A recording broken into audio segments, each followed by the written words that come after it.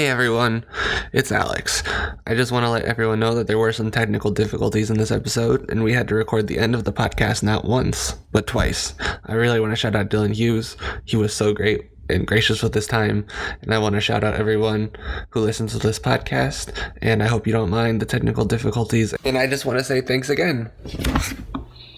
Welcome to the Running Hook Podcast with Alex Burr.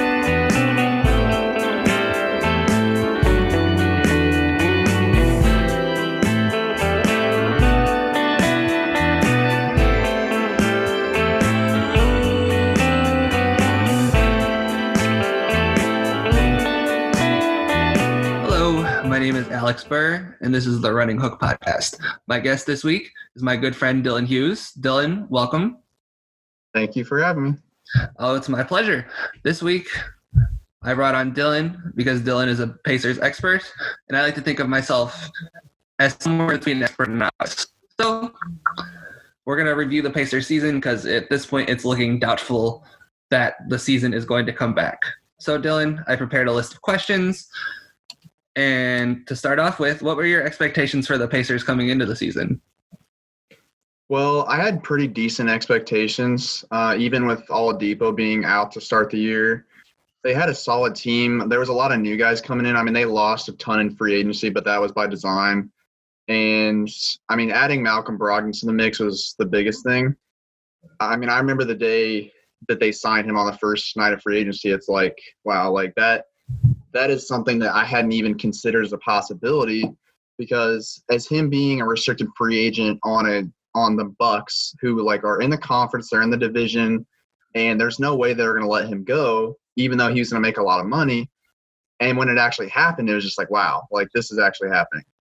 And I have personally wanted Sabonis and Turner to start together for, over a year, and them finally doing that, I just felt that they were both good enough players where they were going to figure it out, which, as we've seen, it hasn't been a perfect match, but I think they've mostly figured it out. It's worked well. And also, I was a big fan of Jeremy Lamb and TJ Warren coming into the year. So adding all those guys together, it was definitely going to take some time for them to gel and figure things out. But there were just so many good players coming in, and it was such an improvement over last year's roster with mostly just creating. Like everyone, there's a lot more guys that can create their own shot now. So I had pretty high expectations, maybe not winning the East, but I thought they definitely had a good shot at being a top 4 seed. And they weren't a top 4 seed, but they did finish 5th. So you weren't far off, honestly. Yeah, they got close enough. I mean, 39-26, that's honestly better than what I thought it was going to be. I thought they were going to finish. I didn't think they were going to miss the playoffs this year. I'll say that. I didn't think that they were going to. But I was looking at it more pessimistically. I didn't care for TJ Warren. I really didn't care for Jeremy Lamb. I thought that starting Sabonis and Turner together was going to, frankly, be a disaster. And then Brogdon, I didn't know if he could shoulder the load of being an actual point guard like this. Now, Brogdon, I have some belief in just because he was the second best player in the conference finals for the Bucks last year. That gave me some belief that Brogdon could actually succeed for the Pacers this year. But even then, I was like, Pat Chansey averages more than 5 assists a game. But his usage exploded, and he actually handled it well, at least for the first couple months. Before he got injured, I'll say. Once the injury started piling up, Brogdon's efficiency started going down. But that's to be expected. Yeah, and we knew there was injury concerns coming in. I mean, he's had issues throughout his career, mostly with his feet. And he definitely got nicked up, and the expanded usage was definitely a big part of that. As far as his play, like, it was hard to know exactly what to expect because the role he played in Milwaukee was just so different. Like he was playing off, one of the best creators we have in the league. And a lot of times he was like the fourth option in that offense. He was just standing off ball shooting. But if you really went back and looked at some of those games, which, I did before the season, I mean, he was attacking closeouts from the 3-point line a lot. And like he was showing a lot of self-creation ability. So I had some hope that he could, with a little bit more time, he was going to be able to, figure that out. And right out of the gate, I mean, he was just so good. Like, I think he was really shocking to everyone, even people that were watching him for, going back to his college days even, that he could do this. And just as time went on and on, it's like, man, this guy is just awesome. Like, he had a ton of games where he was just getting to the rack so easily. He was, running pick and roll flawlessly. And obviously he was great on defense too. And, as time went on, his efficiency definitely dropped, which is to be expected. And if the season is over, it sucks that we didn't really get to see him with a fully healthy Oladipo, because I think Oladipo is just starting to come into his own. He definitely started off a little slow. He had some good games, but there was a lot of games where he just wasn't, you could tell his legs weren't really there yet after taking a year off. So, it kind of sucks that we haven't at least yet been able to see them together. But right now it's not looking like we're going to see that for a while. I mean, Oladipo and Brogdon, immediately the best defensive backcourt in the NBA, right? There's no doubt. Oh, yeah. And Oladipo alone is just so competitive, and like his ability to just play at 100% on both ends all game, every game, it's insane. And he's probably going to take on, the quicker guy in the perimeter all the time. And Brogdon's so strong. I mean, he's definitely not as quick laterally as some of these other, perimeter defenders in the league. He gets blown by some of these guys, but he's so strong. Like, his lower body's so strong. I mean, those two locking up, it's something that I'm looking forward to seeing whenever the league does return. I mean, there's no way that Trae Young scores 49 or Kemba scores 44 if Oladipo's fully healthy. It's just those would be Oladipo's assignment, and they wouldn't have gotten into the lane, or in Trae's case, they wouldn't have forced the switches in for three-pointers as easily. Yeah, for sure. And it is hard. Like, some of those guys the Pacers have struggled with over the years, some of those quicker guards that can shoot. I mean, we saw it with Devontae Graham this year too. It's like there are just a lot of these guys that the Pacers have trouble defending. But one of the things that Nate McMillan gets a lot, he's done really well over the years, is just adapt.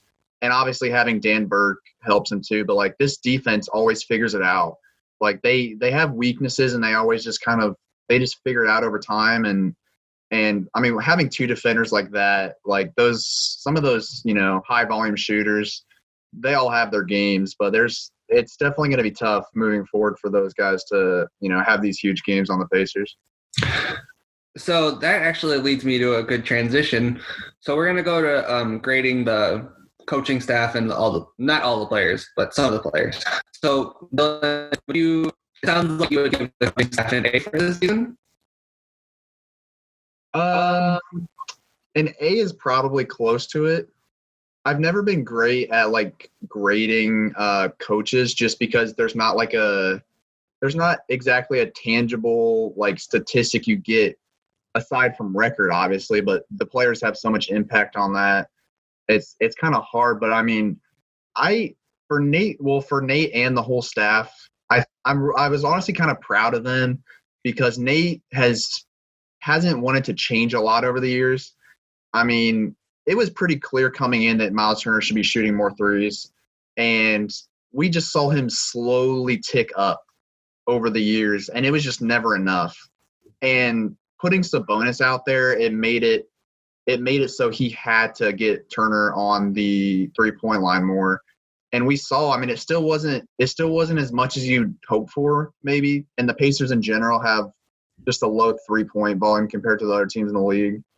But it was good to see him get Turner in a better position to score. And some of that was Turner kind of just figuring out his new role too. And also the idea of just putting Turner and Sabonis together finally, you got to give the coaching staff a good grade for that. And obviously, Kevin Pritchard's going to be involved with that, because he let Thad Young walk. It seemed like that was more of like a Pacers decision to let Thad go. And, just then the front office and the coaching staff working together definitely allowed that to happen. Yeah, I would probably give the coaching staff pretty close to an A+, just because they were thrown. I mean, Miles is the only real returning starter. Domas was coming off the bench. Lamb, Brogdon, and Warren were all new starters. So for them to make a brand new starting five into a team that was really good, I got to give them an A just for that alone. And then empowering Justin Holiday, actually adjusting and giving Doug McDermott more shots. And I got to say, I wasn't a fan of it at first, but TJ McConnell earned his way into the rotation. And I'm not big on McConnell, but I think McConnell earned his way into the rotation with the way he played. And they stuck with him and they let him lead the second unit, and it was good for them. So I got to give them an A too. Yeah, that's another thing is like they kind of just stuck with stuff, and they started off 0-3, and of course everyone's freaking out about it. And really, you shouldn't have had any other expectations than a slow start, because this was really an entirely new team. And like you said, Turner was the only returning starter. I mean, Vic was going to be out for a while. Like the first 2 months really were supposed to kind of just be like a get used to each other period. And really after that slow start, they started firing on all cylinders early on. And of course there was just having a lot of talent on the team helped that. But I mean, McDermott was another one that was just a huge difference, because last year, I mean, he was just so underutilized, and it was just like, man, like they just paid this guy $7 million a year to shoot like 2 or 3 threes a game. And it was just really disappointing, honestly. And now this season, he's just been awesome. And he's had like a lot more impact on a game to game basis, and not just like once a week he'll hit, a ton of threes, or once every 2 weeks. I mean, now he's involved in a lot more. He's not just shooting threes. He's doing a lot of actions with Domantas Sabonis, who those two have such a great chemistry together, and definitely utilizing that has been good. And then the TJ McConnell thing, like the first few games, I just hated watching him. Like he just dribbled the air out of the ball. He was just causing all these problems. And like, we knew that he wasn't this high talent guy. Like he's gotten to where he is because of just, he's such a hard worker and hustler. And he showed that in Philly. And coming in this year, we were kind of worried that Aaron Holiday was going to get his minutes taken away by McConnell. And it's kind of worked out that way, but it's worked out well because McConnell's been so huge, and he's really kind of stepped back from dribbling as much, and he's been a lot smarter with how he uses the ball when it's in his hands. So, yeah, just utilizing every player and getting the best out of them. I mean, you definitely got to give the coaching staff a very high grade for that. Yeah, I can't say I disagree. So then we're going to move on to the starters. We'll give each of the starters an individual grade, and then we'll give the bench a grade as a whole, because then if we graded every bench player, the podcast would be 5 hours long, and no one wants to hear us go in depth on Jakar Sampson. So let's start with Domantas Sabonis. What grade would you give him for the season? Man, like, I feel like I'm a tough grader, but like, I would hate to give an A+, but man, like, he's pretty much been flawless this year, in my opinion. Like, I had concern. Like, I was always more of a Miles Turner guy, honestly, and I wanted to see them start together, but I just always would have rather had Miles, because just the type of player he is, not exactly what he's done, but just the archetype of, that kind of player. And, I mean, Sabonis has really just won me over this year.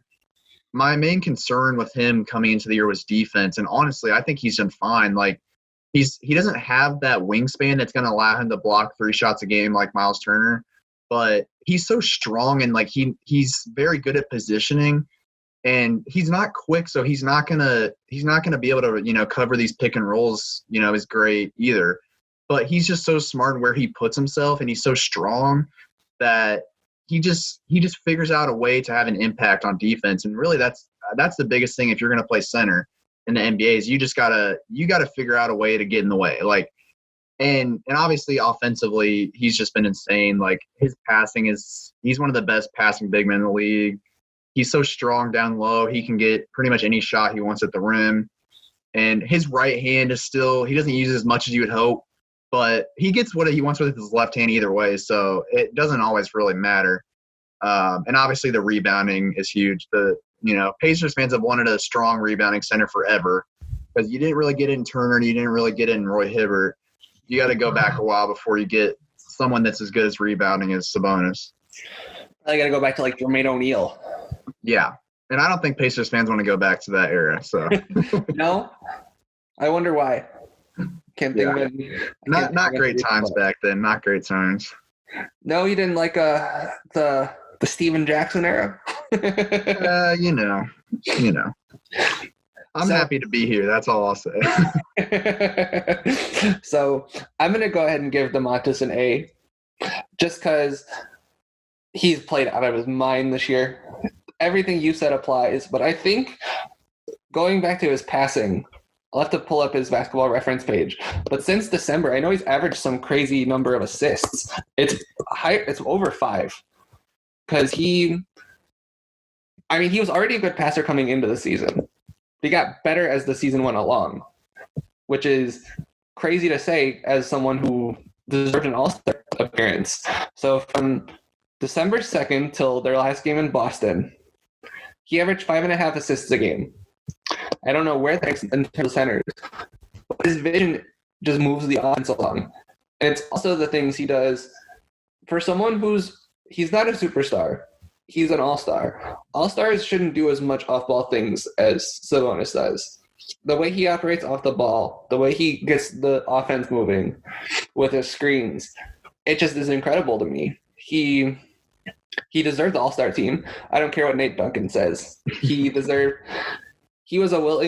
deserving all-star this year. And because he made the Pacers offense move, and the Pacers offense had no right to score as many points for a game. Just none. What I said about the MASH unit, there's just no way. Because the way I thought was going to be coming into the year, it seemed TJ Warren was going to be the leading scorer. And I think he was by 0.2 points per game. But that's still, in Phoenix, that's not like the key to an efficient offense. But Sabonis just made everything work. So for that, I'm going to give him an 8. Yeah, and I think it helped that Sabonis, like the team he was playing with, was a lot more active. Like, I mean, I talked about Doug McDermott already, who those two have such great chemistry. Like, Doug will cut in from the corner for a backdoor cut. Sabonis is going to find him no matter what. And Holiday was so good. He doesn't cut as much as he moves on the perimeter, but there was just a lot of good off-ball action that Pacers fans really haven't seen much over the years. And I think that's helped Sabonis do as well as he has done. For sure. So, okay, we're going to move on to the next guy, the other guy who deserved All-Star consideration for the Pacers this year. That's Malcolm Brogdon. What grade would you give Malcolm Brogdon, Dylan? I'm battling between a B+ and an A-. So the cons here, obviously, the efficiency isn't. It's. And a lot of these point guards in these types of situations where they have to handle so much, it's just not going to be a great shooting percentage. And the thing with Brogdon this year, I don't know what the numbers say now, but I know earlier in the year, like, he was shooting a ton of off the dribble threes, and if you watch him shoot them, they're not going in. He's just not that type of shooter. Like, he's the type of shooter that's going to stand there. Because this is what he did in Milwaukee. He stands there. He gets his feet set. He's got a nice position. He's probably got no one guarding him. He's just going to pull up when he gets the ball. And with the Pacers, it's been a little different. He's had to, kind of rush his shot a little bit more. And his form is just not – it's not a form where you can just pull up from anywhere and just drain it. Like, it's more of like a slow and calculated release. So those pull-up shots, they don't look good. They don't really go in. And I think that was dragging his percentage down. I know it came up from where it was at one point to a fairly respectable number, but that's definitely hurt him. And that was another thing that having Oladipo back is going to help, because he's not going to be dribbling the ball all game. He's not going to have to worry about all these pull-up threes. And so that's one thing. And obviously the injuries, he can't help that. But you got to be available, and that's that definitely hurts him. So honestly, I kind of talked myself into a B+, but I mean but a B+ is so good too, because like like I said in the beginning of the year, watching him was so fun. I think it was mostly just an expectations thing, because like we just didn't really know what he was going to offer because he'd never played that role before, where he was just all of a sudden running an NBA team. And, he had Sabonis to help him out too, but we just didn't expect him to be this kind of passer. I mean, he's just running pick and rolls like it's nothing, and that's, as a point guard, you got to do that. And he showed that he could do that. And I mean, he got to the rim a lot, and he had a great season. And hopefully it's not over. It's just trying to remain optimistic about it, but we got to assume it's over at this point. I don't think there's any other way we can really operate. Now, I do think I remember I wrote an article about the Pacers coming into this season back in September or something. I think Brogdon in Milwaukee, and this is just on spot-up jumpers, when he had more than 6 feet of space to shoot, he was 40%. Everything else, anything closer than open by data on standards, was 27% and lower. So that gave me still the pull-up numbers. But I do feel like his mid-range shot was money, though. Oh yeah. If he had space, from that elbow or whatever, and he got a ton of it just coming off of Sabonis pick and rolls, it was money. And that's the type of shot he's good at in a pull-up. But when you get back to the 3-point line, it's just a little bit short most of the time. And it's most of the dynamic point guards we have today are operating in that 3-point area, where they're Trae Young, and a bunch of other point guards like that. They're operating in that 3-point area where it's where we're dominating rather than the mid-range area. The mid-range area is where the Pacers operate. But if you want to be in the upper echelon of guards, which I would say, so this is going to be the start of my answer to give the grade. In October and November, Brogdon was definitely in the upper echelon, at the bottom of the upper echelon. But I think as the season went along, it's not, like we said, the injuries are not his fault necessarily, but still it plays a part in him where you have to put him in the rankings.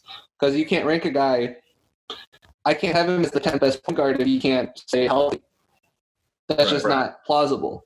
So I'm probably going to give him a B. And that's not a bad thing. He started off hot, cooled down a lot. And I mean, shout out to Van Oliver. Availability is a great stability. And if you don't play, then you can't, it's going to be over for you.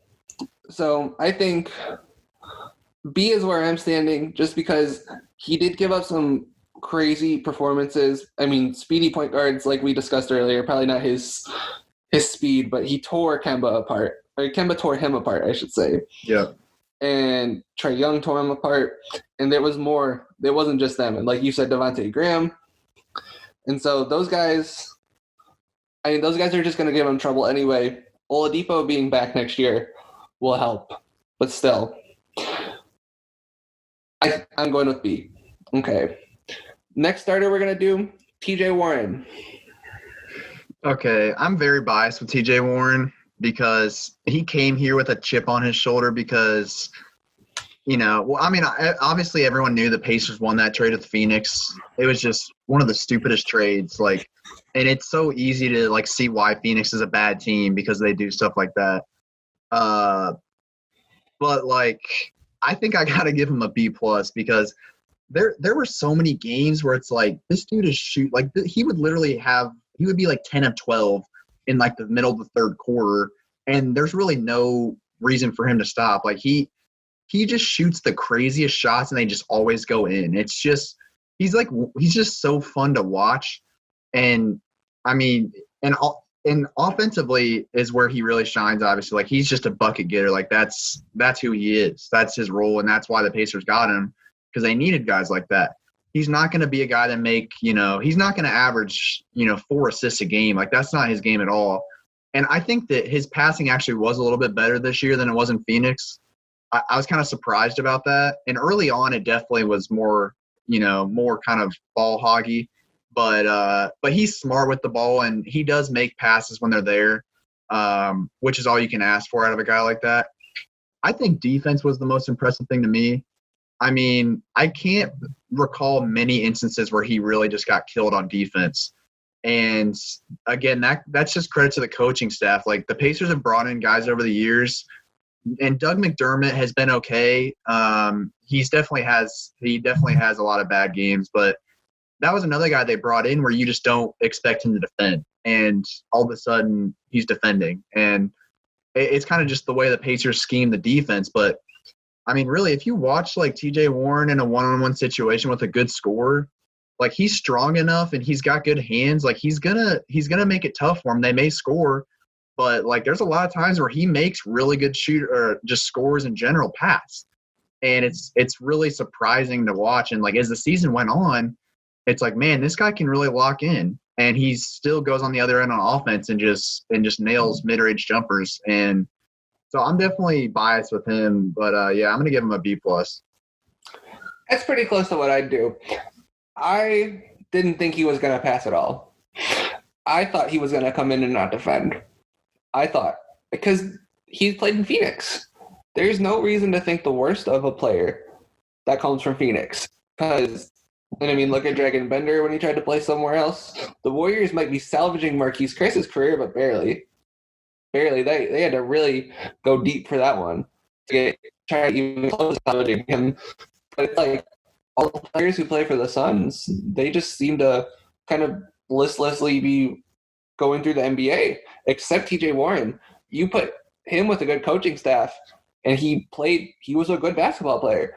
I can't give him anything lower. I'm not going to give him a B+ too. He played to the best of his capabilities on both ends. I think he could maybe be a little better as a shot maker, but like that's not too much of a complaint. He was still their most consistent scorer, and probably their most consistent player throughout the year. I mean, you knew what you were getting from TJ Warren. He was going to put up shots. He's going to make about 45% of them. And then he was going to defend his ass off. And he was doing a really good job in this year, too. That's where he's shown the most, his instincts. I think the world of TJ Warren now, which is saying something, because I didn't think the world of him coming into the season. His IQ jumped off the chart to me. Like, he's such a smart basketball player, and you put him in a good coaching system, and he leapt through the screen. Every time you watch, his hands were on defense. You know, in Phoenix, why would your hands be out on defense? You're not trying. You're playing for a tanking team. And so, for that, I got to give him a B+. I was very impressed with TJ Warren this year. Yeah, and I think the context is really – I think there's a ton of players in the league, and you could really say most of them where context is everything. It's like you said, why would you expect TJ Warren to do all these other things in Phoenix when it's not going to translate to wins? And there's going to be a bunch of people out there that are like, oh, well, you should try 100% no matter what. And I get that, but it's like if you're going to play 82 games and you're going to lose, 80% of them, there's just a point. And he was there for a few years. It's like there's a point where you don't care. And, obviously you want to see someone with a little bit of ability. And we didn't see that in Phoenix with his defense and passing. But he came into a situation where he finally had good players around him. He had a good coaching staff. He had some continuity for the first time in his career. And it really just brought the best out of him. Yeah, he just is like I understand why they brought him in. Anybody who can make that trade, you make that trade. That's probably the dumbest trade I've ever seen. I'm counting the Paul Pierce trade. Like, you just gave him away for cash. Yeah. Like, and you gave a pick away, too. Exactly. You gave away a good second-round pick. That's about as good of a second-round pick as you can have. Yeah. And the Pacers did a good job with that because they got back 3 second-round picks, didn't they? Yeah. Or did they trade 3 second-round picks? I don't remember how I think they traded to Miami for like 3 picks, and I don't know what else happened after that, but yeah. Right. So you turned however much in cash. I don't know how much you can trade in cash, but you turned however much in cash into TJ Warren, back 20 games this year, and 3 second-round picks for your future. Yep. And he's your leading scorer. Like, crazy. Yeah. He's been – and, like I said, I didn't think I'd like him this year. I loved him. He's been – I mean, his defense alone blew me off the page because I was like, that's not right. That's TJ Warren. He didn't play defense at all in Phoenix. Now he's the average defensive wing, which is average, I would say, is pretty hard. So I say we move on to the next guy. The next guy will be Miles Turner. Okay, so Miles Turner, I struggled with early on because he's just been a guy, like when he first came to the Pacers, like you just want him to do well because everyone kind of looked at him as a project. And, you know, the more you learned about it, it's like, okay, he wasn't really used right at Texas. He was the second ranked guy in his high school class. So, like, there's a lot of potential there. And, like, right out of the gate in Summer League, and, you know, Summer League doesn't mean anything, but, like, you could see the talent. And that first season, there was a lot of games. And, of course, he was coming off the bench. But there was a lot of games where it's like, man, this dude's good. Like, I remember specifically this West Coast road trip. They went to Denver and Phoenix and I think Golden State. And, like, that Western Conference series, it's like, man, like, this dude's good. He was just hitting mid-range pull-ups like it's nothing. Like, he was scoring on good defenders. He was very comfortable. It's like, wow, there's a lot here. And as time has gone on, it's just you haven't really seen a ton of growth on offense. Obviously, on defense, he's just such a good defender. Like, he has his times where he's not, you know, his positioning's off or whatever. He gets a little block happy, and it ends up giving up, you know, rebounds and all that. But on offense, there's just been a lot of inconsistency, and this season we saw that too. And it's not shocking that it happened because it was a complete role change for him. I mean, really, he was sacrificing more than anyone. Like, everyone was getting the shots they wanted except for Miles Turner. He was having to play off Sabonis. He was having to, you know, play it in a different area on the floor because he was spacing out more, which, again, I think is good for him, but, you know, he may not have wanted that. And so he's really had to grow. And the sad thing is I think he was finally getting to a point where he was comfortable. Because if you look at some of these game logs, like the month of February, he shot 43%, averaged 10 points. It's like, man, you can't have that. But then you come up here to March, and it was only 6 games. But it's like you really saw a lot of growth. Like, he had only one of those 6 games he scored less than 15 points. And, like, the percentages are good. Like, he's shooting a good amount of threes. And if you actually just watch the games, you could just see him being a lot more comfortable. Like, he was actually, like, handling the ball a lot more. Like, he was attacking closeouts and dribbling in space. And it's like, man, like, this is what you want. This is what you want, because if he can do this type of stuff, he's going to be able to play on any team. He's going to be able to play around any players because he has such a broad skill set. And it's sad that it ended because it really was looking so good for him and so promising. And he really finally looked like he was fitting in and, like, really happy in his role. So it just sucks. You know, it's so stupid to complain about, like, sports right now, but we're talking about sports. So, like, I'm just going to complain about it, but it just sucks for Miles Turner that this had to happen at this time because he was really coming into something. But if we're talking about grading for a whole year, I mean, there's just so much inconsistency. Like, just on defense alone, I feel like that gives him, more of a higher grade because he's so important to their defense. But, man, like, I feel like you probably got to give him, like, a C+ maybe, just because the offensive inconsistency was just so bad. But if you gave him a few more weeks, I think he'd get up in the B territory. I'd have to say I agree. It's funny, you're reading my mind with all these grades because I come in with a grade I'm going to give them in my head. You spit it out. I'm going to give Miles a C+ too. And just because, I'm sure, did you watch the last game they played against the Celtics? Yes. He was incredible in that game. He was probably their second best player in that game. I mean, Sabonis was great in that game, but, like, Miles just was dominating both ends. He was posting up. I mean, it's great when he actually – Miles has one post move. It's get the ball, control, and shoot. If he can't do anything else, that. But when he sticks to that, he's pretty good in the post. And he he's by far the best shooter on the Pacers. I don't think there's a doubt about that. His percentage might not reflect it, but the way he's guarded on the perimeter reflects it. The way they have to stick with him on the perimeter, and he's by far their best defensive player. But you're right about the inconsistency, because if he was more consistent, he'd probably be a $25 million a year player. He'd have made $25 million on his first contract that he's in 18. You know, because he's not consistent enough on offense. If he were, and if they've made him shoot more, if he got the Davis Bertans treatment, I think he'd be a lot more valuable. But the Pacers will never let a guy shoot like Washington's letting Bertans shoot this year.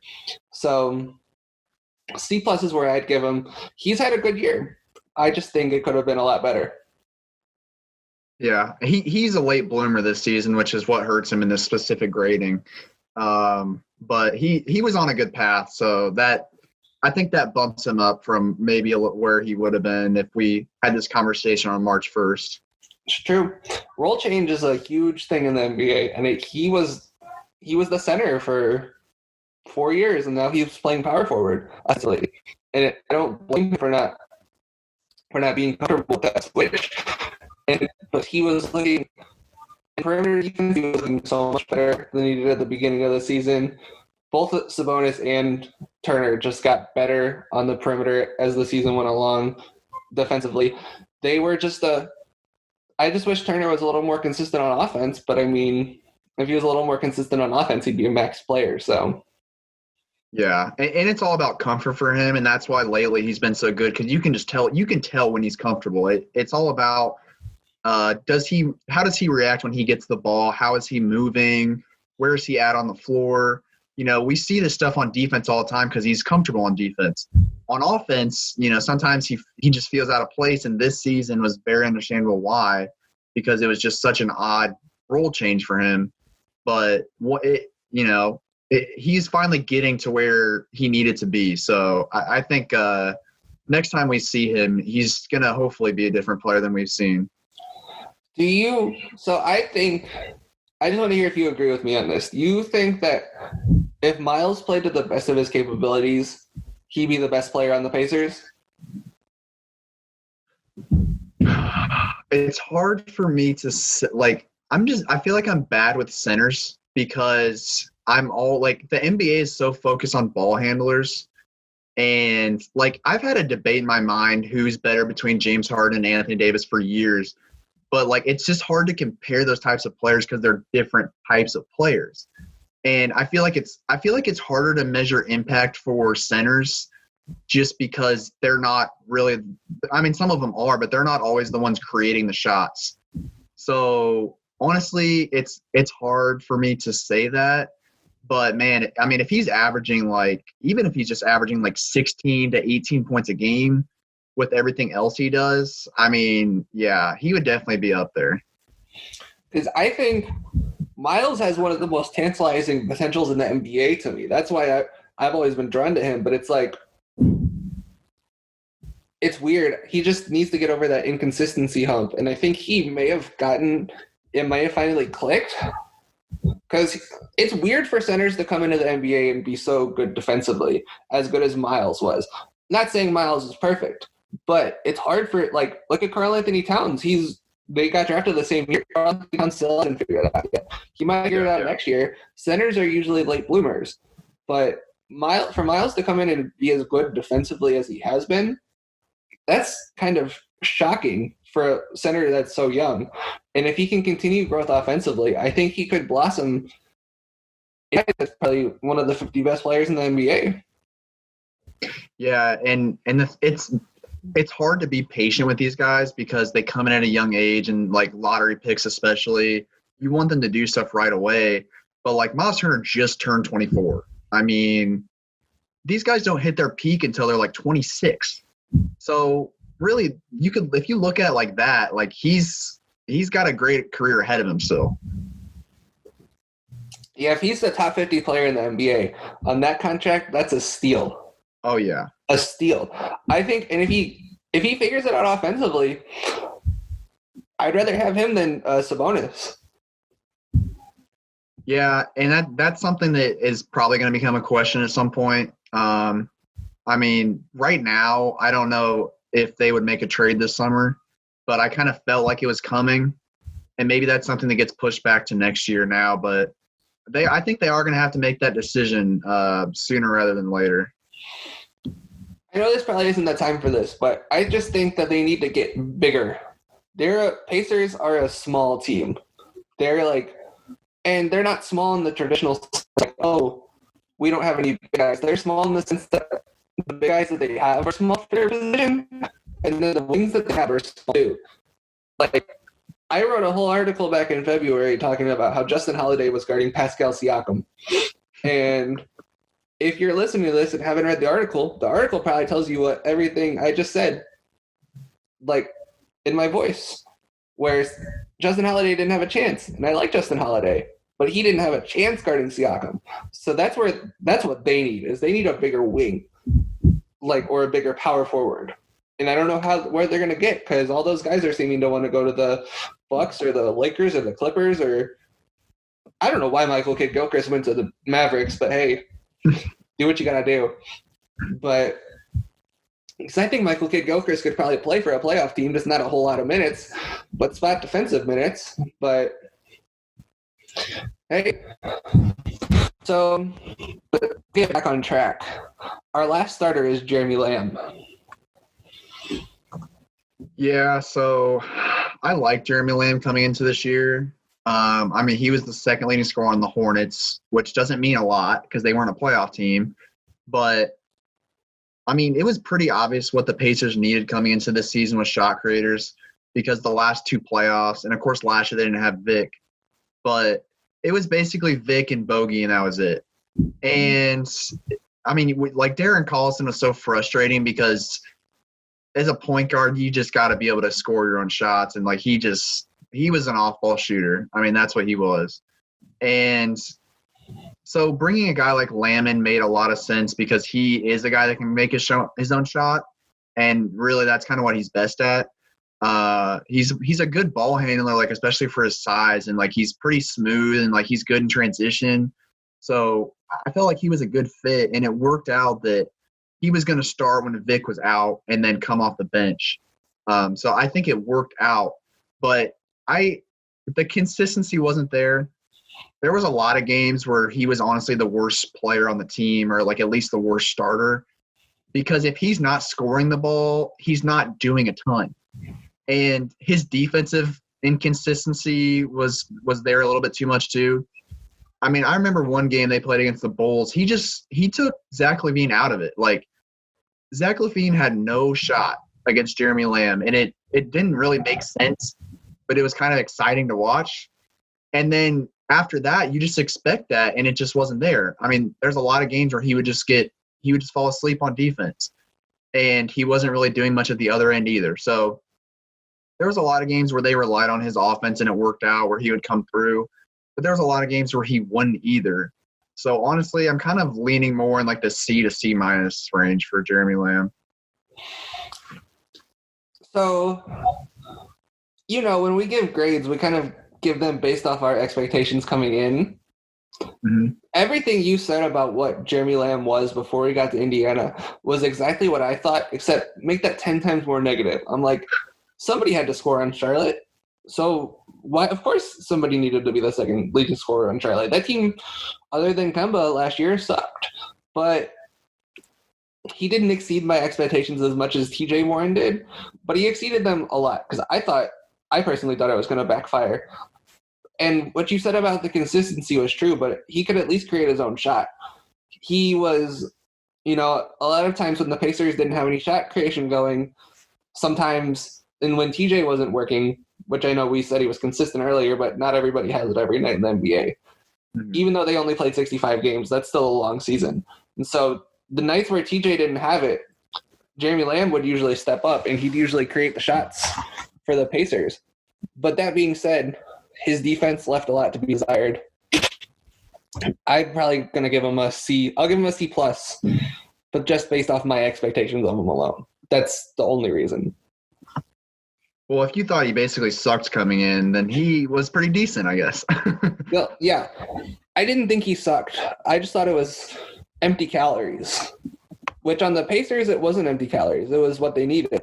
But on the Hornets, it's like, yeah, you could have played Malik Monk all those minutes that you gave to Jimmy Lamb, and he probably would have given you 15, 3, and 3. Right. It's like he doesn't create for others much, but at the same time, creating for yourself, it's a valuable skill in and of itself. So I'm C+. He was just above average for me. And so the bench. I think what I'll do for the bench player that you want to give a grade to, and then I'll take another one that you didn't take, and I'll give him a grade. Well, I definitely fell in love with Justin Holiday. I mean, like, this was a guy that was really a journeyman, and like he was bouncing around the league, and like he was finding jobs for a reason. Like he's a good perimeter defender and he's a good shooter, but he just wasn't good enough to, lock himself in a role and a team for a long time. And he came in here and he signed late. I mean, like I don't remember when exactly it was, but it was like weeks after like the main free agency period ended, because he was trying to find a better role, and I'm sure he didn't think he was going to play much here, which is understandable because the Pacers brought a lot of guards in. And I mean, this guy was just so fun to watch. And it honestly, like, it kind of sucks that he signed a 1-year deal and like he's going to make a ton more money somewhere else. So like there's no chance he comes back unless he likes playing with his brother that much, which I kind of doubt. He's going to, give up however many millions of dollars to play with his brother. But I mean, there were some games where he was like like the game in Toronto, they barely lost by 1 point. I mean, I think he hit like 6 threes that night, and he was totally keeping them in it. And his defense too, like you said, he had to guard, bigger guys. And, he was really what CJ Miles was a few years ago for the Pacers, where he had to play the 4, but he did way better than CJ Miles did. Like he's a small guy, but he's pretty strong and like smart, and he good at positioning. And, you don't want him to play the 4 that much, but he did a decent job when he was there. And just the offense, the movement he had, like he was such a reliable shooter when they really needed it. So, man, like I feel like I got to give him like an A just for being a star in his role. Well, since I can't give him a grade, I'm not going to give him one, but I would have probably done an 8 as well. When I said he was guarding Siakam, it's hard for a guy that's 6'6", 180 to guard Siakam. That's not his fault that he's 6'6", 180. That's genetics right there. He's been in the league for like 10 years. If he hasn't gained any weight by now, he's not going to. He played awesome this year. He was probably, yes or no, best wing defender on the team? Probably, yeah. His perimeter defense was very, very good. And so you get that value for $4 million after 3 weeks after the offseason is pretty much done. That's a hell of a value right there. They did really good for themselves turning him into a player, because, I mean, he shot 40-some% from 3 this year. I think it was 42 when the season ended. He was incredible. Yeah. He was, and it was an expectations thing again, because I mean, really, you anticipated Aaron to play more than him, and it just worked out to the point where Justin was just needed for them, and like he just came through whenever they needed it. In any other time where like Lou Will and Montrez and Schroeder weren't all averaging over 18 points, I think you'd have to consider him for 6th man of the year. He wasn't going to get consideration this year, but he was really good off the bench. He was probably one of the most important bench players in the conference, which is crazy because like you said, he was a journeyman. He couldn't stick. It's like undercooked spaghetti. He couldn't stick. Yep. And that just goes back to the coaching staff. Like, I'm not going to give them all the credit, but like, there's just something about this coaching staff that brings the best out of players. I don't know what it is, but like, a lot of these guys come in, like every year there's someone that comes in that you just don't expect to be as good as they end up being because they're just coached so well. If you had to rank the top 10 organizations in the league, Pacers are high up on that list. It's not like even up for debate. I mean, just off the top of my head, I'd probably go Raptors, Nuggets, Spurs, probably Pacers 4. Out the 5 with Thunder, just because I like what the Thunder do every year. But other than that, it's like, of course they bring in veterans and they just get better. Justin Holiday, I think, is 30. Yeah. He's 31. He's getting up there, but man, he's still so solid. Like he has all that experience, and it just hurts that I know he's gonna leave. That's what hurts the most. I mean, I would pay if I were the Pacers, I'd pay anything up to $8 million a year. But after 8, that's probably a non-starter because I think he's probably gonna go somewhere and get like 11, 12. Yeah.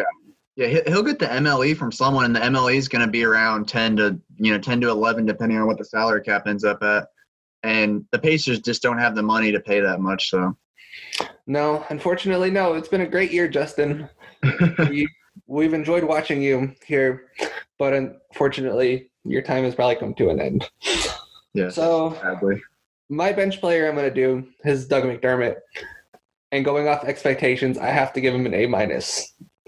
Because he was a non-factor last year. Yes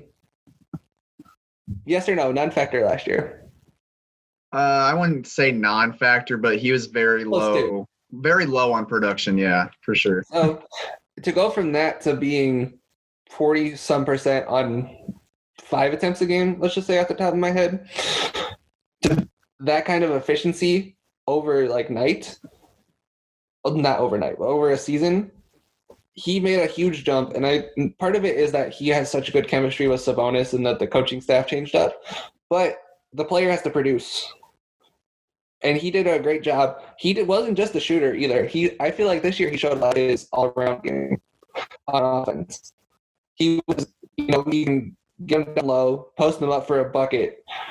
A lot of those college things that were there at Creighton showed up this year, and they used him to the best of their ability, and he thrived as the 7th man. So I got to give it to Doug for A-. Yeah, he was very good working in the short pick and roll type of things with Sabonis. I mean, they ran that a lot, and they did because it worked. Like Doug was either going to take the handoff and he was going to go the rim with it, or he was going to wait a second for Sabonis to get free and just drop a quick pass to him, and Sabonis would score. And like it was just unstoppable for some reason. And I think it helps that Sabonis is such a good screener. I mean, he helps all the ball handlers get easy shots because of that. But I mean, those two specifically had such a good chemistry. It really helped. It really helped both of them this year, really, but especially Doug, because I mean there was just a ton of easy shots for him, and he made them. Yeah, the Pacers just had a bunch of high IQ guys this year. Just thinking about it, I would say probably the lowest IQ regular player they had was Jeremy Lamb, and I wouldn't call him a dumb basketball player. Right. Like they're a smart team, a smart veteran team, and that's what I appreciated about them this year. Is like they had pieces. They weren't going to win the championship, but they clicked. They were just a bunch of vets. Oh, one more honorary grade. We're going to do the 13 games that one Victor Oladipo played. Oh, man. That's tough. Like, heart-wise, I feel like he gets an A+. But he had some really bad shooting nights. And, I mean, the first game he plays, man, he just shoots horribly, and then he hits the game-winning 3 over the Bulls, which is just like that's just what he does against the Bulls. He just kills them for some reason.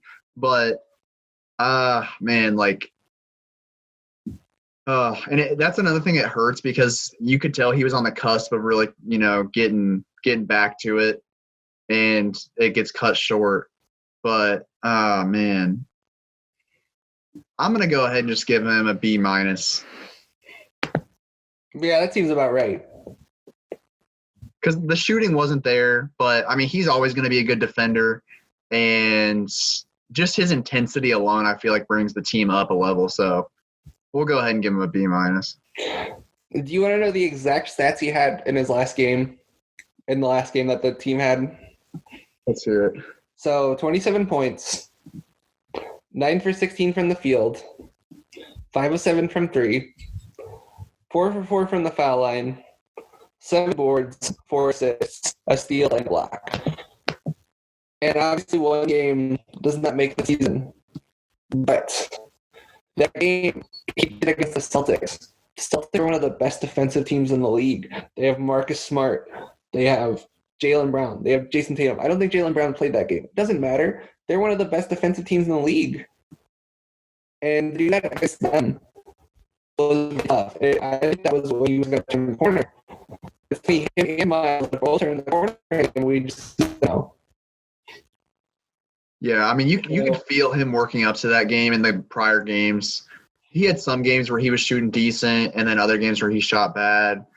But you could just feel him working up to that point. He really finally had that game, and he may have had a few more after that, but, got stopped short. I think I'm going to stick him with a C+, just because it wasn't good enough. He only played 13 games, so it kind of doesn't count, but at the same time, it was nice to see him shooting as much as he did, just to get it back in the rhythm of things. That's fair. So now we're going to enter a different section. We're going to do, Dylan, do you have any memorable games from this season? Yes, let me pull my list up because I had to think back. So the third game of the year, I have a few negatives in here because I feel like they were important to the season. So the third game of the year was Detroit. It was a 2-point loss. And Detroit, they played Detroit twice in the first 3 games, and it was just everyone hates Andre Drummond because he's bad against everyone but the Pacers. He just always kills the Pacers, and we saw that in those 2 games. And the Pacers, the defense was their best defensive game of the year. Just being such a new team, they had to figure things out defensively and all that. But they finally kind of looked like they were gelling a little bit on that end. And that was the game where T.J. Warren had a shot at the end from the corner, and he bricked it off the side of the backboard. I remember that one. And it was you're 3 games in at that point, and it's like that was already the low point of the season, it felt like, because it's like, man, T.J. Warren, he's got a chip on his shoulder coming in here. All the Suns fans are trashing on him because they think he sucks, and they're trying to defend the trade. And all these Pacers fans want him to prove them wrong, and they want him to be a good player and all that. And then his moment to shine, he just screws it up so bad. And it was the low point of the season for sure. And of course they turned it around then. Or right after that. So I felt like that was like a mini turning point at the very beginning of the season for them. Yeah, that was a good one. I remember that game, and I just remember thinking, oh my God, I'm so right about TJ Warren. This guy sucks. And then because I don't have the box score pulled up, but he was bad in that game, wasn't he? He shot a real bad percentage in that game. Yeah, then, I think it was pretty bad. And it was Sabonis. I think Sabonis was the only Pacer who did good in that game. And it just was Derrick Rose and Andre Drummond cutting up the Pacers. It's I remember that game. That was a fun one. I think one of mine that you'll probably have was the game against the Hawks where Trae Young scored 49 and the Pacers still won. Just because the Hawks suck. If Reddish and Hunter were playing as well as they did later in the season, I don't know if the Pacers win that game. But Trae Young just took over that game by himself. But the Pacers are just nah, you're not winning this. You're the Hawks. We're the Pacers. And it was it kind of showed me that the Pacers were good at we're going to let him get his. No one else is getting anything else, though. because Trey got whatever he wanted, but no one else could even make a dent. And so that was, to me, one of the good ones. What do you have next? Okay, so my next one is November 18th. It's a 115-86 win over the Nets. And I was just scrolling through the game logs, and I'm like, man, like, I remember that game because this was a game where they already had some injuries piling up, like Brogdon was out, and they had to play Naz Mitchell long 26 minutes. And it's like, wow, this is not good. And of course the Nets didn't have Kyrie, and obviously they didn't have Durant, but it was like still like the Pacers, this is early in the season, like the Pacers they haven't really been that great, and neither are the Nets, but it's like this is kind of tough. I don't know how this is going to go without Brogdon, because I don't know if this was his first missed game of the year, but it had to be one of them. It was like the 14th game of the season. But they just killed the Nets, and Naz Mitchell-Long had 12 points, and like he looked so comfortable, and it was just like so shocking that he was playing this well. And like there's probably Pacers fans that never even heard of him before that game. And Aaron Holiday started and had 26, or he had 23 or 24, 13 assists and 6 rebounds. Just an awesome game for him. And then his brother has 20 points, and it was just like, and really it was kind of weird because Sabonis was like good but not great. He did have 18 rebounds, but he didn't shoot great from the field. TJ Warren was 6 of 17 and Turner was 4 of 11. It was like the guys that you would never expect to have such great games did, and they just killed the Nets. The regular season, the early in the season Pacers, I think that was the most fun part of the season for me. Like November, when everyone was starting, like once it was all starting to come together, but then you would like have little nicks along the way with Malcolm or with, Miles missed some time early in the season. This isn't one of my memorable games, but do you remember the one for the Bulls where they played the Bulls and TJ Leaf played most of the game at center? Yes, that's a good one. That's a good one. The Bulls suck so much that they couldn't even pull that one out. Yes, that was probably one of TJ's best games of his career. that was one of the more fun games I've ever watched, just because it was fun watching. Because Wendell Carter was the only thing the Bulls had going for them, and if they kept going to him, they probably would have won. But they're the Bulls. They're coached by Jim Boylan, so nothing they do counts. Thank goodness we hired a new GM.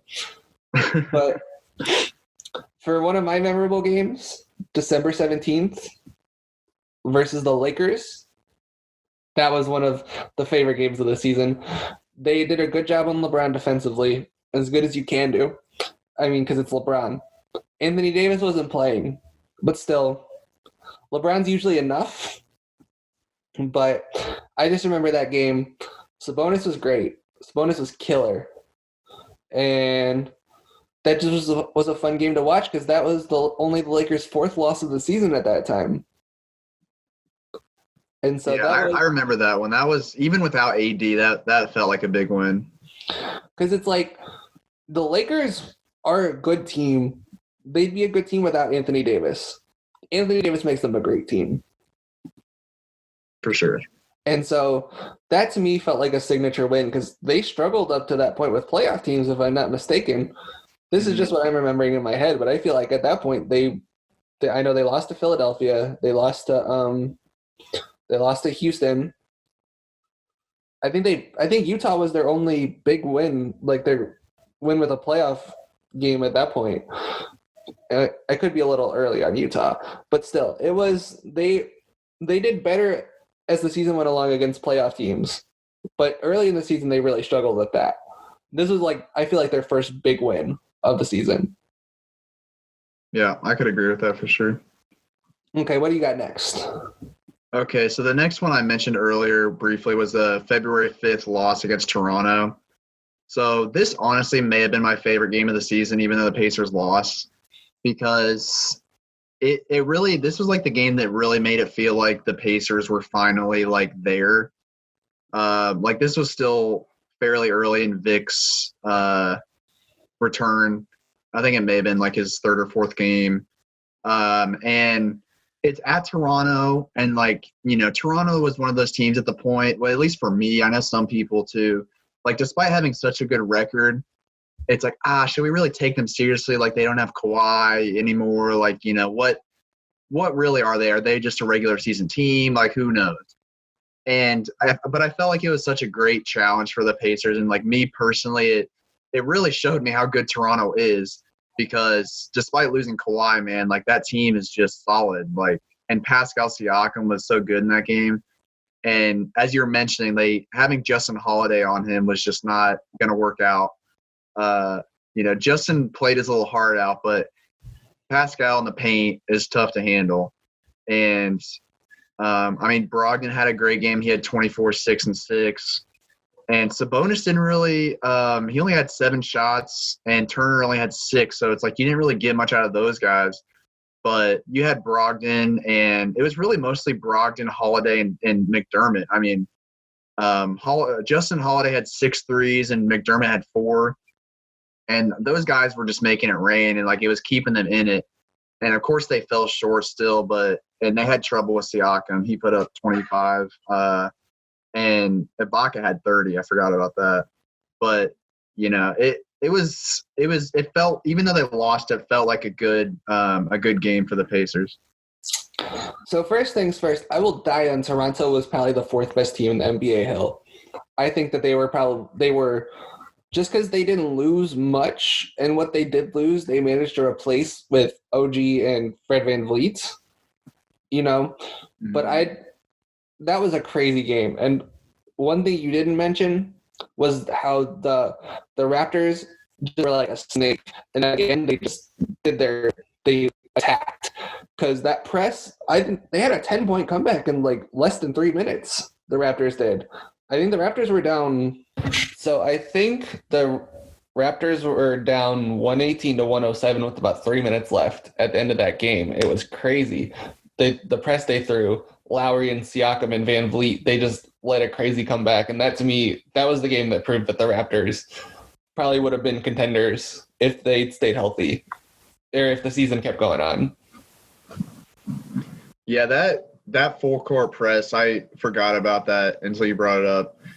It was like, that was what changed the game. Like, the Pacers seemed like they had it locked up, and it was going to be a huge win for them. And then all of a sudden, it was over just like that. That's what having that length, because Toronto, say what you want about their skill level, but they're long. And I didn't remember Ibaka killed them too. Ibaka put in 30 that game, I think. So that was... you don't expect Serge Ibaka to put in 30 most nights, let alone against a team with Turner and Sabonis. So the Raptors, it was a fun game all around, like what you said earlier with Holiday and McDermott. But I just really enjoyed watching. Those were 2 high-quality teams at the top of their games that night. Yeah, and it was a good game for the Pacers to lose, I think, because you kind of learned like where they stood. And of course, having Oladipo just come back, definitely threw some stuff off. The chemistry was, affected a little bit, putting him in there. But the Pacers really learned like what they were compared to some of these top teams, and we've seen them get trashed by Milwaukee already. Which is expected, but Toronto, is that second tier of contender in the East, and as a Pacer, as someone on the Pacers, you would want to really show who you are against that kind of team, and they did, but they just fell short. The only team that they really struggled with this year was they struggled against the Jazz on the second game of a road back-to-back. The first game was in Denver, so of course they're going to lose that one by 30. But then the only other real big loss I remember them having was the losses against Milwaukee when Giannis played. That's it. They were real competitive against the Bostons, the Torontos. Miami blew them out one time, but they played Miami close the other time. And so you can't really say that they didn't have a shot against. They could have beaten anybody except Milwaukee, to me. Yeah, I agree with that. And like, especially when Oladipo really got going, which, you were expecting to come probably about this time of the calendar, like maybe a little bit earlier, the end of the regular season, going into the playoffs. And it felt like they were going to get to a point where they were going to hit the ground running in the playoffs and really be a problem, except for against Milwaukee. So, again, it's kind of sucks what's happened for reasons like that. The Pacers, we haven't brought this up yet, but I know you don't just watch the Pacers. I know you just watch other NBA games as well. The Pacers were one of my probably 7 favorite teams to watch in the league. Usually isn't the case every year, but they played a different kind of basketball. Because everyone's so cookie cutter now. I'd say the only individual styles in the league, I'd probably go Toronto, Denver, and Indiana, just in terms of individuality. Teams that don't play like anybody else. So everyone else, it's pretty similar. It's high pick and roll. Houston takes that to its extreme, obviously, because Houston went ISO crazy this year. But other than those 4, I have a hard time thinking of more enjoyable teams to watch. Yeah, I mean, they had a lot of guys that could, you never really knew who was going to lead the team in scoring that night. I mean, it could have been TJ Warren shooting 80% from the field, or it could have been Sabonis just killing you down low, or Turner gets hot from 3. You just really never knew what was coming. And obviously I'm a little biased, but definitely one of the more fun Pacers teams of my lifetime, honestly. And I think ever since Vic came to Indiana, it's been more of a fun team than we saw with Paul George. But this season, I mean, we didn't even see that much Vic, and it was still a fun team to watch. So. Yeah, I just really, really enjoyed, and one of the games that we're going to talk about here in a little bit probably is the last game of the season, and Vic just came back and he showed why he's one of the most electrifying players in the NBA. He was when Vic's on, I can't think of probably more than 15, 20 guys better than he is. And his style is, he's got that crazy combination of power and finesse with crazy speed too, and when he held his own against LeBron in the first round 2018 playoffs, that's when I knew he was legit. That's not this guy just is a one-hit wonder. He's Mike James in 2006, averaging 20 points out the blue and then never getting in double digits again. No, he's the guy that came in and he made a difference, was the difference. I think this is a little bit of a tangent. I think it was a good shot that Indiana probably should have won that first round series. Yeah, I mean, they pushed them to 7, and what did they lose by? It was a close series, and I don't know if it was that series or the series before. I think it was that series where they actually had the point advantage. I think it was. I think so too. Yeah, that was when they made Bojan Bogdanovic into a defensive commodity somehow.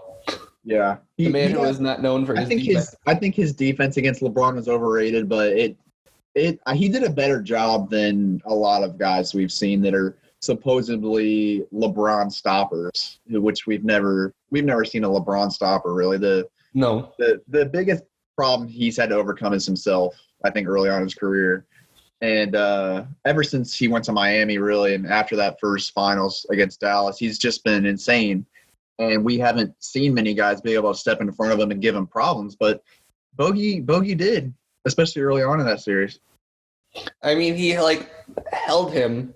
I did air quotes since this is a audio medium.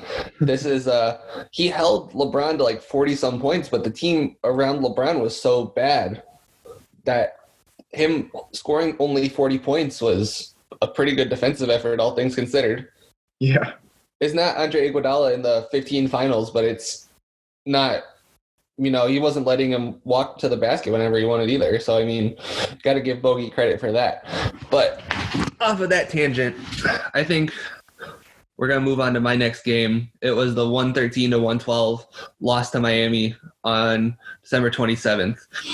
That game, Bam just killed him because Bam The Pacers don't have much of an answer for Bam, but they did hold Jimmy to 3 of 11 shooting.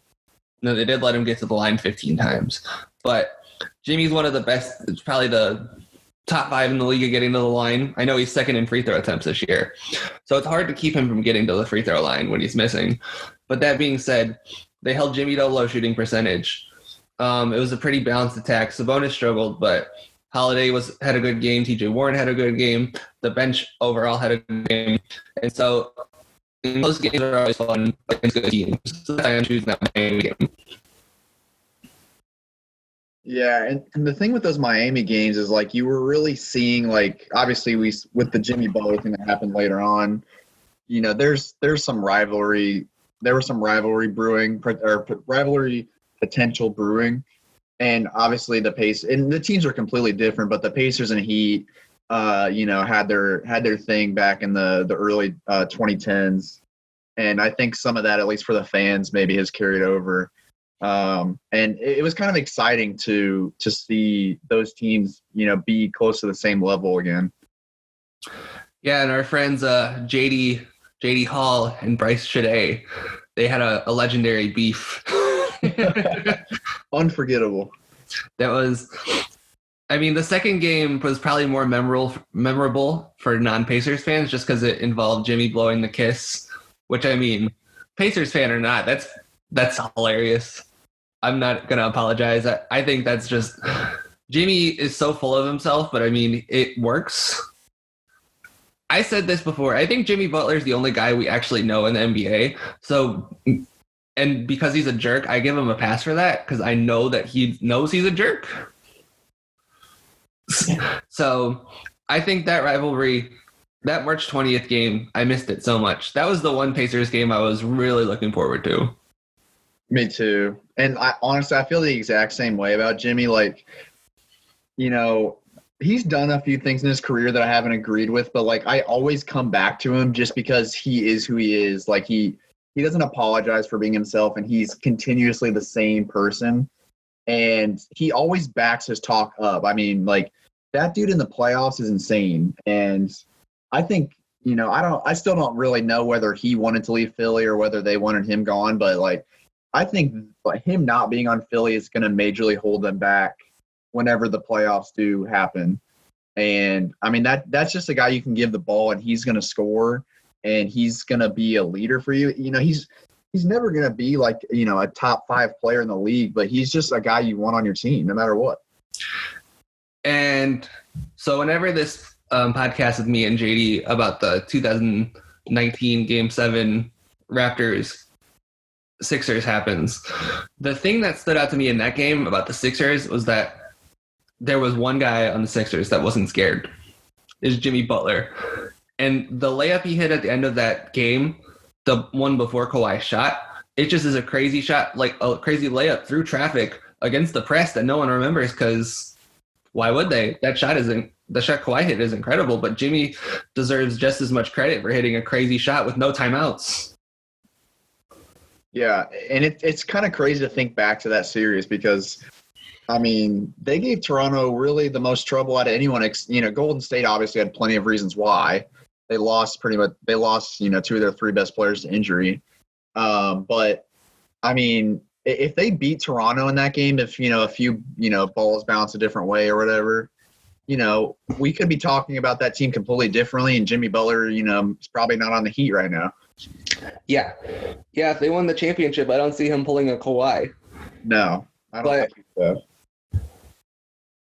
It was just crazy. One of the things I'll give away for the podcast, though, from that podcast, is that the Sixers were hella undisciplined in that game. I think they just one of the ways, I'm not going to give away all the ways because I'm not giving away free content all the time, but one of the ways, they gave up like 15 offensive rebounds. And it's like the Raptors shot worse, but the Raptors had, I think, 20 extra shot attempts. And so all that stuff just adds up over the course of the game. And that's why the Sixers did great on defense, except on the margins. I don't think the team would have won the finals, but that's just my opinion. I think the Warriors or the Bucks beat them because they're just a little too undisciplined. The Raptors are such a well-oiled machine even like looking at it this year, they just all the pieces mesh. And so that's why I think the Raptors were the best team in the East last year, even though the Bucks had the best record. But we're going on a whole lot of tangents. What do you have for your next game? So this is the last game that really stood out to me. This was the Pacers and Bucks game, the game right before the All-Star break. So this was a huge game for the Pacers because the Bucks didn't have Giannis, but it still felt really important. Obviously, you know, the Bucks without Giannis are still really good. I think some people kind of underrate the supporting cast there, but the Pacers beat the Bulls and Oladipo's first game back, and then they dropped 6 in a row, which is something that we don't see under Nate McMillan. Like this, I don't remember. There was a long streak the Pacers had going back to, like, I think it ended last year, but they went so long without losing 3 games in a row. Like they just always figure it out. And this stretch in the season was one of the biggest challenges for them, I think, since Nate McMillan took over a few years back. And because they had a good team and they're implementing their best player, but they're losing all these games. And, you know, people are very impatient. We're getting very, you know, worried about the state of the team. Are they falling off all of a sudden and all that? And then they come out and they beat the Bucks. And it wasn't like they only won by 7 points. They gave up 111 to a team that didn't have Giannis, and the Bucks only shot about 41% from the field. But just heading into the break, I think it was more of a moral victory than anything. But it felt like it helped them come out of the break a little bit stronger. People say moral victories don't exist. I have to disagree. Moral victories are definitely a thing, because when you lose 6 in a row, and then I know they didn't have Giannis, but they still have Middleton and Bledsoe. Those two right there are really good. So beating those two guys along with the Bucks' deep supporting cast, that had to have been, I do think that was a moral victory, because they were struggling. And I remember that game. That game felt huge for the Pacers, even though, like you said, Giannis was missing. And so I definitely agree that was a big one, even though Giannis didn't play. And then, so from my last game, I have the 2 Celtics games that they played in Indy. Those games were real fun. The first game, Kemba scored 44 and the Pacers won. The second time, the Celtics won by 3 off the back of Tatum's 30. And I don't know exactly how much Gordon Hayward scored, but Gordon Hayward had a great game that game too. And it's just, like we were talking about earlier with the Raptors, the Pacers played up a level. The Celtics didn't play down at all. And so when you have 2 teams at the top like that clashing, and I would say the Celtics are better than the Pacers. But it's not so much of a gap where it's like the gap between the Bucks and the Nets. You know, it's like it's close. And so those 2 teams clashing, they matched up well with each other too. So that's why I really enjoyed those games. Yeah, and it's always fun to see, especially this season. I mean, the top 6 in the East was so strong. And I think the Pacers and the Sixers probably had the most problems out of those 2. Obviously, they're the lower seeds. You know, there was some more drama with those 2 teams, but still, when those top 6 teams played each other, it was pretty much always a close game, or most of the time it was a close game, and it was always kind of fun to, you know, match these teams up and see what a potential playoff series could look like. And in these 2 Boston games, which was a split, like they're both close games, and you really saw the best come out of everyone. I mean, in this last one, you know, which is the Pacers' last game of the season, Sabonis has 28, 9, and 8. I mean, come on. And you know, and like you said, with Kemba in the first game, and the Pacers do struggle against guys like Kemba, you know, those small guards that can just shoot a ton. And Kemba this season has just shot a ton of threes, which I think, you know, I think it's good for him and good for them as a team. Just that, because he's turned into such a good shooter from where he was at when he came into the league. And I mean, that dude can have games like that where he just goes off. But you know, you got to have everyone else, go off to beat some of these other good teams in the East. And to go off on yet another tangent, I don't usually believe in chemistry, like issues, like guys individually causing chemistry issues, but I've made one major exception. Somehow, Kyrie Irving, who we all agree is a better player than Kemba. I don't think there's any doubt in anyone's mind who's better. Somehow the Celtics are better with Kemba Walker than they were with Kyrie Irving. And I don't get it. I mean, I get it because people must just not like Kyrie because otherwise, and it must have a dour effect on the team. I don't understand because Kemba is not,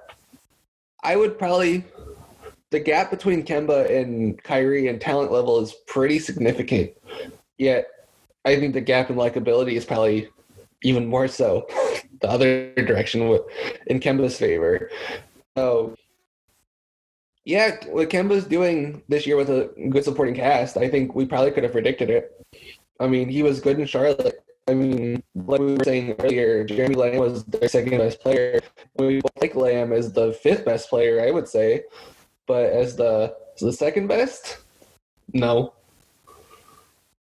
Yeah, I was happy to see that Kemba wanted to go to a good team because with the Supermax on the table, and I'm sure Charlotte probably wouldn't have given it to him, but there was a little bit of worry that he was going to take the money in that situation. And you can't blame anyone for taking that much money, but at the same time, you also want to see good players win. And it was nice that Kemba, and I think it was even before free agency technically started, he agreed with the Celtics already. And they had such a good team there, even without Kyrie. So it was good to see him go there. And, there's been a ton of games this year where everything has just worked out so well, which we didn't see with them last year with Kyrie was there. I'd say one of the best games of the season, like of the whole NBA, was I don't remember when it was, but it was the Clippers-Celtics. It was like 142 to 139. And I think the Celtics edged out the Clippers. And those teams are built very similarly. Like they say styles make fights, but sometimes, the same style in basketball leads to just a slugfest. And you had three of the best, probably 20 players in the league, because Tatum's at that level. Three of the best 20 players in the league, and like 6 of the top 30, five of the top 30, with Brown and Kemba. Those guys all battling each other. It was a great game, and the Celtics are a sleeper team for the future. I think that they could. Tatum's amazing, and I don't see any way he goes down. Because going back to the second game against the Pacers, they tried to win, but Tatum's defense at the end, he wouldn't let anybody get a shot up. His defense is so swarming. And he had a stretch this year where he really burst onto the scene. I mean, we saw him as a rookie where he was very good as a rookie, which you don't expect. There's always a learning curve, and some guys come in better than others, but he was so good. And I mean, that Boston team, his rookie year was they were almost a finals team. And then last year, they had a ton of drama last year, but he didn't get worse, but he didn't really get better either. And, he's only 20 years old or whatever, and people were worried about him. And then he came into this year, and he was better, but not insanely good. And then he just hit a point where he was scoring like 30 a game, and it was so easy. And his defense, like you said, was just on another level. And I definitely agree that they're a sleeper team for the future, because I think to have a really good team that's going to last, you got to have that perfect mix of youth talent and some veteran players. And right now they have that. I mean, you got Gordon, Hayward, and Kemba, and then you got all the young guys they've drafted in the past few years. You got Marcus Smart, and obviously they got Brad Stevens leading it all. So they're definitely an interesting team to watch moving forward. Definitely. And so now I think we're past the games. And how far do you believe the Pacers would have made it in the playoffs this year? I think they would have capped out at second round. I'm not too convinced they would have made it to the second round, just because, like we've been talking about, the East is so good. And I mean, if the playoff starts today, they're playing the Heat, and they have to go to Miami if there's a Game 7. And losing to Miami is not bad no matter when it is. And, for a team that came into this year with so many expectations, it would suck to lose in the first round again. But, like, the East is just different this year. And even if they were to get past Miami, I mean, they're not going to beat the Bucks in the next round. So, and even if they play Toronto, I don't think they would get past them either. Yeah, I don't think second round – I don't think the conference finals – there was a stretch where we thought they could make the conference finals, but I think that was right before Toronto. Toronto and Boston kind of went off at exactly the same time. So I don't think – because in January people were like, they're playing like this and they're getting Oladipo back. But then it was like they played the Bucks, and it's just like they don't have enough firepower to get past the Bucks. I agree. So probably best case scenario was second round and out. Realistic scenario was probably 7-game first round series. And where they probably, if they play, because Miami was a really bad road team this year. It was kind of an underrated story. Nobody really talked about it because everyone's like, oh, the Sixers are so terrible on the road. Well, the Heat weren't much better. And so I think Game 7 in Miami gives them the edge. Personally, if they made their way to the 4 seed, I'd probably give the Pacers the advantage, but I don't think the Pacers would have made their way up to the 4 seed. So I think probably first round and out is where they would have ended up. Yep, for sure. And so for the next season, because we're kind of operating off the assumption that this year is over, unfortunately. For the next season, what do you think they can improve on? What areas do you think they can realistically improve? Well, the thing about them is, and I keep going back to Nate McMillan here, but like he's not a guy that changes very easily. I think he wants to become as good as possible at what he knows, and this Pacers team has been similar for so long, no matter who's here, who's with the Pacers, and I mean we've seen they're going to be a team that's going to be good on defense. They have a good defensive scheme. And they're going to not shoot many threes. They're going to try to get the best shot. Sometimes the best shot's a 3, but they find so many open shots in the mid-range. And they didn't have a ton of roster flexibility either. So it's honestly hard to see many changes they can make unless they're going to make a deal for Miles Turner, which would really change how they play. Because they would change how they play on both ends, because you take away a 7-foot 3-point shooter and you also take away one of the best shot blockers in the league. So unless something like that happens, I don't think we're going to see many changes. I think they're just going to, continue to tighten that bond they have with some of these newer guys here and just see if it works for them. I don't know if it would. But there's a lot of talent, and, sometimes the NBA is just all about timing, and sometimes it's about injuries, and, you never really know what's going to happen. And I think they would pretty much stay as they are and just try to improve as much as possible internally. Definitely. I wish they hadn't traded away their first-round pick, because this feels like a good year to just pick up a big body in the first round, like a big-bodied wing in the first round, because everyone's like, oh, the talent sucks this year. Well, it might suck, but you have an organization like the Pacers where they develop talent so well, and I really can't see a way that it goes wrong. I think probably they stay stagnant. Like we were talking about earlier, they probably lose Justin Holiday, unfortunately, because I hope they pony up, but I don't think they will, and they don't have his bird rights or anything, so they can't really go over the salary cap too much to retain him. So I think they'll probably just end up staying stagnant. Yeah, and that is an interesting thing to watch with Holiday probably leaving. I think Ed Sumner is close to there, if not there. We saw him in stretches this year where he just flies down the floor with all the confidence in the world and puts in a really nice layup or dunk or whatever. His vision, I think, took a massive leap from where it was last year. And he's still so young and raw, and he signed a very cheap deal last offseason to stay in Indiana for a few more years. And I would be interested to see. He's not going to offer you the same thing as Holiday because he is pretty much the same type of defender. He's long armed. He's really good on the perimeter, but on offense, he's not a shooter. And he's tried to become a shooter, but he's not really there yet. But I'd be interested to see what they would look like with him playing Holiday's minutes. Sumner, I've had complicated thoughts on. You could ask Caleb. I've had I think he's an interesting player. What you said about him being raw is very true. He's very raw. I mean, he's one of the faster players I've watched. Mm-hmm. He just moves so quick, but I feel like he doesn't know what he's doing. Like, you know the scene in Ricky Bobby where he's like, I don't know what to do with my hands? Yes. I feel like that's kind of what Sumner is.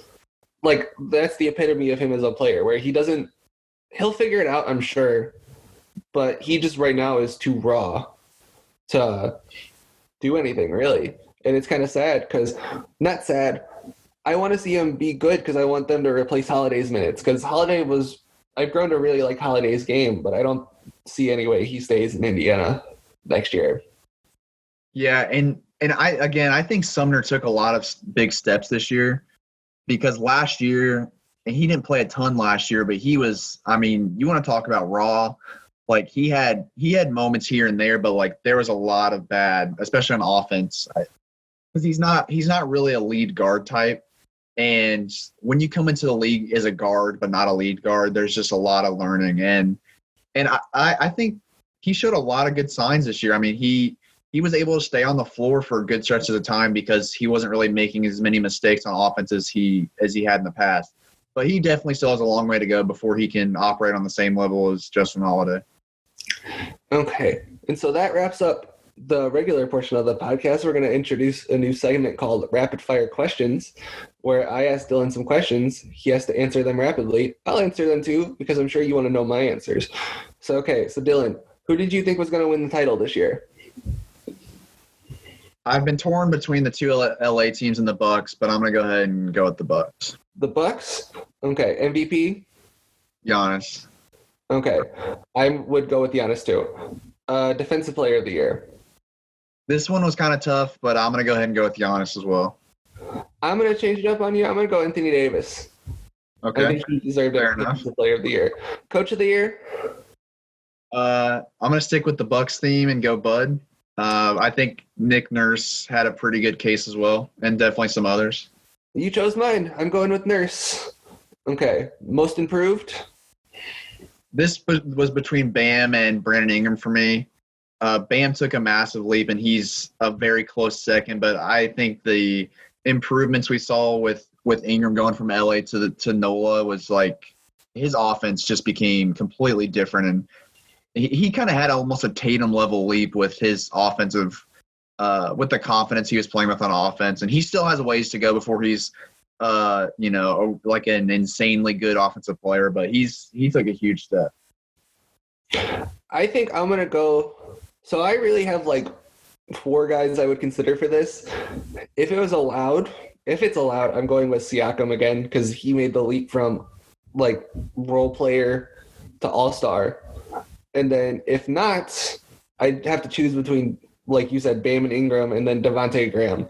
I'd probably go with Bam, just because the jump he made. Like, he was a rotation player last year. Now he's the Heat's second most important player. So I got to go with Bam. All right, who do you have for Rookie of the Year?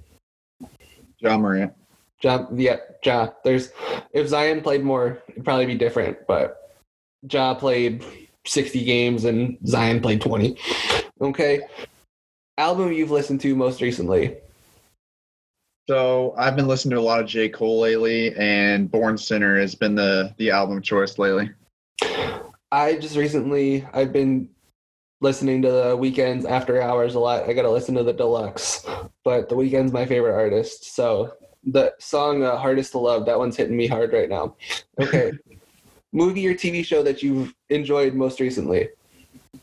It's been a few weeks since I finished it, but Curb Your Enthusiasm, it's like the perfect show for me. So it's been a fun ride, and I don't think it's over yet, but it's been a fun ride. I try to like Curb, but then it's just too awkward for me. Like it makes me feel like because Larry's just such a horrible person. I've heard that. I've heard that complaint many times, and I understand it for sure. I understand why people like it. I think it's real funny, but I can't. It's not for me. So my thing, I've been killing The Wire. I finished a season and 3/4 in like a week. I just started season 3 today. It's a great show. It's worthy of all the hype. It starts a little slow, but keep with it. Okay.